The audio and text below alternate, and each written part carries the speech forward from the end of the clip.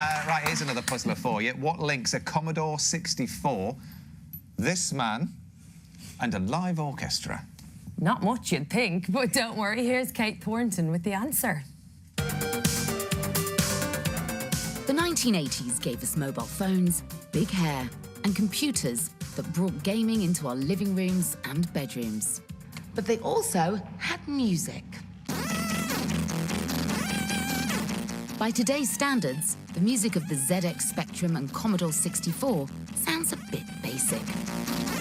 But it took true artists to produce it. And it all had to do with this. The sound chip, it came with computers. Rob Hubbard is seen by enthusiasts as the godfather of British computer game music and composed Commodore 64 tracks like Monty on the Run, Flash Gordon, and Commando. I thought that the game business would probably only last a couple of years. I was trying to make the most of it while I could. When I first started, a lot of the game music sounded very childish. I thought that we should try to push the envelope a little bit. But 80s computers couldn't play Rob's sophisticated music. An orchestra or a piano can play multiple sounds at the same time. The SID music chip could only play 3. Many of us developed special techniques to try to overcome that. Rob worked out the computer's 3 voices could be a melody, a bass line, and a rhythm track. And altogether, it sounds like this. By the time the game code and graphics had been written, there was hardly any of the minuscule computer memory left for music. One trick was to use a tiny musical phrase that took up barely any memory.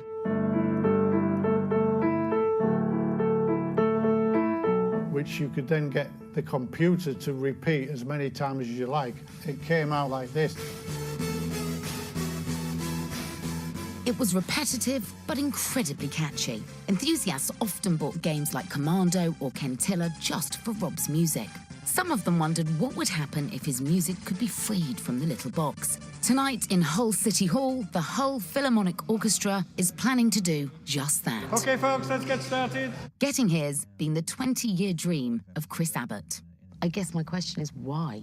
Part of it started off to try and prove to my mum that the noise coming from the black and white telly was actually music. I needed to prove to her and to the world that the music I fell in love with in the mid-80s was actually music that was worth listening to. But how did we end up here in this incredible room? The combination of Rob Hubbard from Hull and Hull Philharmonic Orchestra in Hull City Hall was pretty irresistible as a concept. After Chris had turned the computer code back into sheet music, it had to be reimagined for the orchestra. In charge of orchestration was composition student Alistair Pickering. You weren't even alive when this chip music scene emerged. I had to basically teach myself about this whole world. So I had to take the 3 tracks and then expand them, orchestrate them, and that took about 8 months of solid writing. A lot of people have a lot of love for this music, so it's got to be perfect.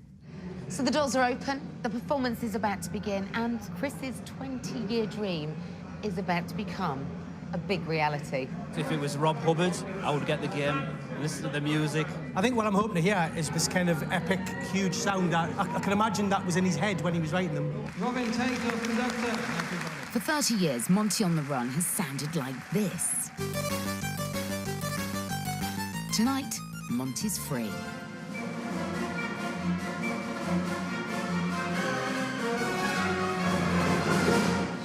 Like I'm at the Rob Hubbard Appreciation Society annual gathering. There is so much love for you and your work here tonight. Yeah, it's very surreal. It kind of validates my career.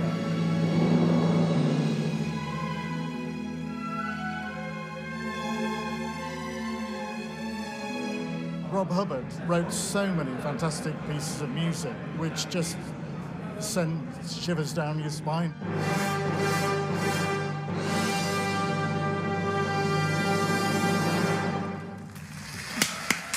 Lovely. The moment for Rob there. I know, lovely. You guys fans of game consoles when you were kids?